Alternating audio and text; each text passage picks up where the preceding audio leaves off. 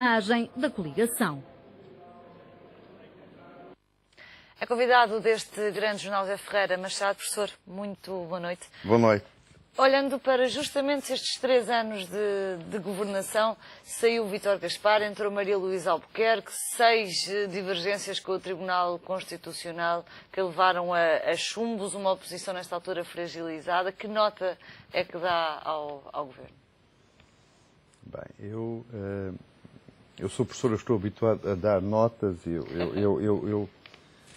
eu devo confessar com toda a justiça que sou parcial. Portanto, eu tenho sido, no essencial, um apoiante das políticas deste governo. Portanto, é natural que lhe dê uma nota positiva, dê-lhe uma nota, sei lá, 13, 14, uma coisa assim.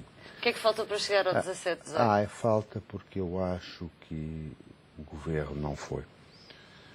Faltou sempre ao governo uma narrativa, a expressão narrativa já foi mais popular, mas faltou-lhe uma narrativa de futuro, uma visão de futuro. O governo nunca conseguiu conjugar a gestão das dificuldades com uma perspectiva de onde é que vamos a seguir às dificuldades. Para que é que servem as dificuldades? Para que é que servem as dificuldades? Acho que isso foi provavelmente por não ter uma visão de futuro. Foi um governo que eu não estou seguro que o PSD e que o CDS partilhem uma visão de futuro. Isso pode ter ditado a coisa, pode ter sido por estarem muito imersos na vertigem do dia-a-dia para ganharem o distanciamento, para perspectivarem uma visão de futuro. Mas o que é facto é que não tiveram. E isso é muito importante, porque é essa visão de futuro que pode dar consistência a uma coisa que faltou, que foi, sem dúvida alguma, profundidade das reformas estruturais. Eu acho que o governo foi corajoso, o governo conseguiu conduzir-nos através desta tempestade. Acho que o país está dorido, mas está mais... Eu penso que é a perspectiva como vamos ao ginásio. Quando saímos de lá, saímos doridos, mas saímos em melhor forma. É um bocadinho isso que eu vejo. Mas ainda estamos sob o efeito do ácido láctico. É um país que tem problemas, exatamente. Mas é um país que sai com problemas, é um país mais dual. Eu penso que há uns setores que estão preparados para o que vem aí. Há outros setores, outros segmentos da população que vão ter muitos anos de dificuldade. Portanto, deixe-me ver como é. Eu acho que foi um governo que geriu com coragem, um governo que foi corajoso. Não se deixou embarcar em demagogias fáceis. Teve alguns erros que eu penso que nos custaram caro. Eu continuo a ser daqueles que pensa que não ter conseguido fazer a desvalorização fiscal de início foi um erro tremendo, mas admito que esteja errado. Um governo que não fez reformas no mercado de trabalho, talvez tão profundas como se pretendiam, mas um governo que, sobretudo, e acho que onde ele falhou, onde tem uma nota talvez mais negativa, é no modo como lidou com a administração pública. Eu sou dos que acredita, não obstante tudo, ser um indivíduo para o mercado e tudo isso, acredito que não há possibilidade de haver uma economia moderna e competitiva sem uma administração pública eficiente. Mas desta dimensão? E o governo, ao ter feito... Não. E o governo, no modo como atacou o problema da administração pública, fazendo cortes transversais, eu penso que nos deixou um Estado nem mais pequeno, nem mais ágil, deixamos apenas um Estado mais frágil, mais decapitado e mais capturável. E eu acho que talvez seja a coisa que eu acho que... Há duas coisas que eu temo da herança, vamos ter que lidar com um dualismo crescente na sociedade portuguesa. E o dualismo é muito bem exemplificado por indivíduos com mais de 45 anos que sejam desempregados, com poucas qualificações. São pessoas que vão ter enorme dificuldade a voltar ao mercado de trabalho. E isso é um número significativo e vamos ter que viver com esse ónus por muito tempo. As atividades que eles faziam provavelmente também só eram mantidas em condições de salários muito baixos. Isso, portanto, que eles, portanto, não era possível ter uma proposta de futuro e enriquecedora com essas pessoas. E a outra é, de facto, que eu vejo com preocupação, é a decapitação do Estado. Isso acho que nos vai custar caro no futuro. 3 anos depois, o discurso público versus privado agravou-se substancialmente em Portugal. Os portugueses que não trabalham no Estado ficaram zangados com o Estado, os que trabalham no Estado sentem-se injustiçados pelo país. É uma das heranças que fica deste governo também? Ou que ficaria sempre depois É uma das heranças. Eu acho que, eu não sei se ficaria sempre, é uma das heranças. Que as pessoas do setor público estão zangadas com o Estado, eu penso que isso é verdade. Estão nas universidades, estão na administração pública, e isso tem muito a ver com a forma como o controle da despesa pública foi feita, com cortes horizontais, e ser uma visão de futuro. Eu acho que isso foi fatal. Acho que os privados também é natural que estejam aborrecidos porque viram os seus impostos aumentados. Bem, os do setor público também viram os seus impostos aumentados e os salários... Mas pagaram com desemprego, pelo menos. Mas pagaram com desemprego. Portanto, eu acho que, sabe, nestas situações toda a gente tem razão de queixa. Mas eu acho que é por isso que eu admiro, ao fim o papel do Governo, é conseguir manter o rumo, não obstante toda a gente haver muita gente com razões de queixa justificadas. E acho que isso exige alguma coragem política, e eu acho que isso é a principal nota positiva deste governo.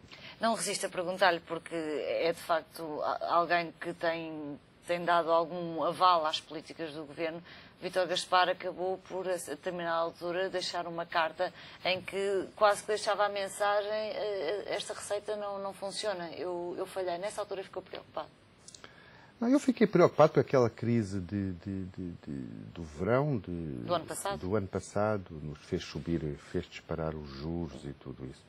Acho que eu não sei bem, eu não me lembro bem do teor da carta do professor Vítor Gaspar, mas penso que se dirigiria muito também a conflitos internos que existiam no governo. Foi na sequência da TSU.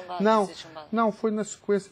Acho que a TSU foi chumbada. Nós temos que fazer a história. Há uma versão da TSU que foi chumbada, que isso foi muito mal.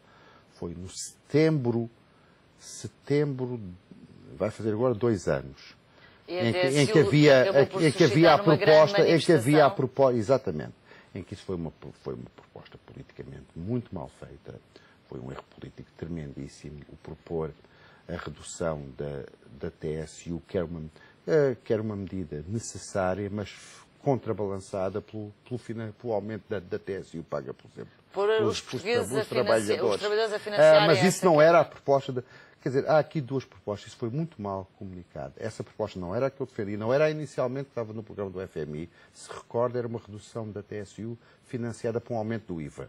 Sim, que faz toda a diferença. Faz toda a diferença. Isso foi muito mal comunicado. Foi muito mal comunicada a ideia de que a taxa social única é uma arma de destruição maciça de empregos. Porque é um imposto sobre o trabalho que não reverte para o trabalhador. Portanto, tudo isto foi muito mal comunicado. Isso foi um grande erro político. E acho que a partir daí a sina do Vítor Gaspar começou a ficar traçada, a sombra, a luz dele começou a empalidecer, internamente começou a perder margem de manobra. Mas ele fez um excelente trabalho, como a ministra Maria Albuquerque tem feito. Professor, falta um ano para este governo e o partido da oposição e os partidos da oposição irem a eleições. Vai ser um ano de gestão corrente? Ainda tem alguma esperança que a terceira via, que agora se tem falado, ganhe aqui algum tipo de peso naquilo Qual que é a terceira via? O crescimento? Não, mas isso... Precisamente. Alguém dizia hoje que a terceira via entre os impostos e não sei o corte da despesa? E o corte da despesa é o crescimento. lapaliçada. É uma lapaliçada. Foi o Filipe Alves aqui no Diário Económico. Eu li isso, é uma lapaliçada. Eu li isso, exatamente. Até aprendi quão injustiçado tinha sido o senhor Lapalice. Também eu, quando li, fiquei-me surpreendida, também não sabia que vinha daí. E envie. Exatamente. Afinal foi alguém que não sabia escrever. Que não sabia escrever. Não, mas eu acho que, de facto, toda a gente sabe que o crescimento é mas isso não é a questão. Que, se fosse possível colocar as economias a crescer com discursos, as economias cresciam todas. Portugal, desde o início do século, teve um desempenho em termos de crescimento miserável e, no entanto, endividou-se. Portanto, a questão de como fazer as economias crescer no mundo de hoje, crescer sustentadamente, é uma questão que é muito difícil, porque não depende do Estado, depende dos agentes e depende do sistema dos empresários, dos trabalhadores, e depende do estilo de incentivos que se criam e tudo isso. Portanto, não é uma... Se fosse fácil, não há ninguém que... Esta ideia de que há uma estratégia para empobrecer, quer dizer, pensa bem, não faz sentido. Só uma suprema maldade é que pode achar que as pessoas tiram prazer no empobrecimento alheio ou numa lógica totalmente de luta de classes, que isto é um jogo de soma nula, que se tu ficas mais pobre, eu fico mais rico, esta ótica de partilha do bolo que os comunistas e muitos socialistas têm. Mas isso na realidade não faz sentido nenhum. Professor, estes 3 anos também nos deixaram aqui a fazer uma reflexão, sobretudo mais recentemente, sobre o papel da Constituição, o conteúdo da Constituição portuguesa. É dos que acha que com esta Constituição dificilmente Portugal conseguirá ter as medidas Eu sou dos que acha que foi um erro histórico ter-se retirado a revisão constitucional da agenda política. Acho que a Constituição é muito marcada, é ideologicamente muito marcada, limita coisas desde a redução de salários às propinas na universidade, portanto, limita uma série de coisas. Portanto, acho que numa economia moderna se deve ter uma Constituição menos prescritiva do que a nossa. Dito isto, não é claro que todas as decisões do Tribunal Constitucional advenham estritamente da Constituição. Advêm também de uma leitura Não é uma coisa que o seu objetivo é subjetiva. Dessa Constituição. Portanto, há aqui um juízo que os membros do Tribunal Constitucional fazem. Portanto, ideológico e político. Portanto, eu, nesse sentido, há aqui as duas coisas. Eu defendo que se devia obter um consenso para a revisão da Constituição, que é impossível. É mais fácil se fosse liderado pelo PS, por exemplo? Era mais fácil se fosse liderado pelo PS, mas o PS quer sempre marcar os limites das próprias reformas. Portanto, era mais fácil se fosse liderado pelo PS. Não acho que seja possível. Portanto, a questão está em que... A questão que é crucial. O facto de não ser possível hoje não significa que deva sair da agenda política. Isso são duas questões, porque as batalhas vão-se fazendo. As batalhas não se ganham hoje, mas vão-se fazendo. Vão-se trazendo. Os consensos levam tempo a criar-se. Portanto, eu acho que se deve insistir sempre nisso. Outra coisa diferente é que, de facto, não penso que os juízes do Tribunal Constitucional tenham uma interpretação equilibrada do texto constitucional, nem dos seus poderes. E por isso lhe peço também um comentário à frase hoje de Noronha Nascimento aqui ao Diário Económico, que diz, o ex-presidente do Supremo Tribunal, que o direito constitucional implica análise política ou ideológica. Isto é que é perigoso? Não, eu acho que o direito constitucional é essencialmente político. Eu vivi muitos anos nos Estados Unidos e lembro-me. E a minha primeira experiência foi na audição que o Senado fez a o juiz Bork, para o Supremo Court. E o juiz Bork era um professor extraordinário de Chicago, julgo eu, um constitucionalista. E ele foi escrutinado, em público, as televisões transmitiram Ele era um conservador. Eu estava no último mandato do Reagan, ou no primeiro do Bush pai, ou no do Bush pai, eu não me recordo bem. Ele foi escrutinado, as opiniões dele sobre todos os assuntos, e foi chumbado. Era um professor extraordinário, com um prestígio académico extraordinário, e foi chumbado. Portanto, eu acho que é natural e significa. E foram as opiniões políticas que ele tinha sobre o aborto, as opiniões políticas que ele tinha sobre as minorias, a opinião que ele tinha sobre o papel das mulheres, a opinião que ele tinha sobre a interpretação dos Founding Fathers, sobre o direito de usar armas, tudo isso.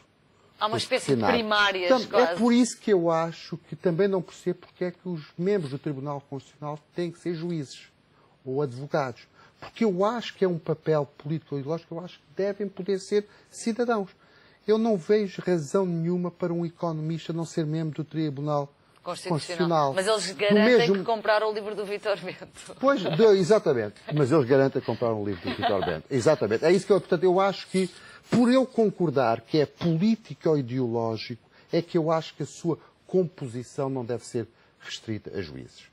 Professor, vamos guardar esses últimos minutos para dar os parabéns. Muito obrigado. A Nova entrou para o top 20 das melhores do mundo, que é através do seu mestrado em Finanças. Porquê é que são melhores do que os outros que ficam de fora dos 20? Porque isso é uma boa questão e somos melhores de acordo com o ranking do Financial Times, que tem uma série de indicadores. Há coisas que nós fazemos muito bem. O nosso programa é muito internacional, é o segundo melhor do mundo em internacionalização.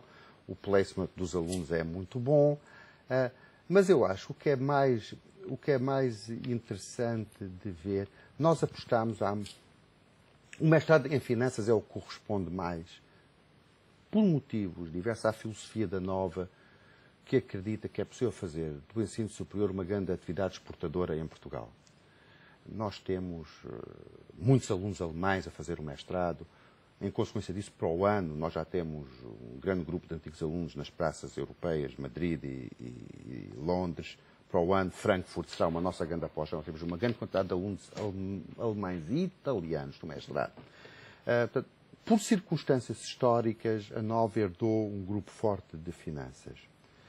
E nós percebemos que, não obstante Portugal não ser um país que se associe muito bem ao ensino das finanças, pensámos que, bem, do mesmo modo, eu já usei esta analogia, que nós produzimos sapatos para o mundo inteiro, podemos produzir bons financeiros para o mundo inteiro, desde que tenham qualidade.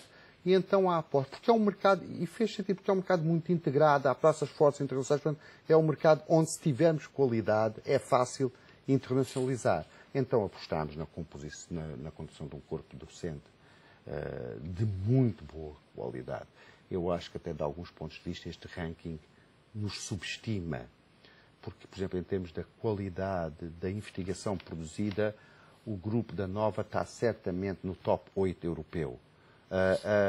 E, portanto, apostámos e continuamos a investir. E isto cria-se uma reputação.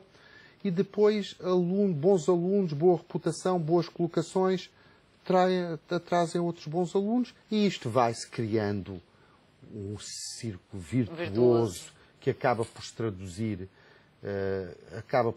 nisto, que é de facto portanto, muito bom. Desde que não se pague impostos em Portugal, é um ótimo sítio para se viver e estudar, é isso? É um sítio, desde que não se pague impostos, é um ótimo sítio para viver e estudar. E é um sítio onde jovens podem ter uma educação de qualidade, com um estilo de vida bem West Coast, que é uma coisa que toda a gente gosta. Professor, muitos parabéns e obrigado. Obrigado. Sou Ferreira Machado, um olhar sobre os temas que dominaram este fim de semana e este arranque de semana em Portugal. Nestlé anuncia iniciativa para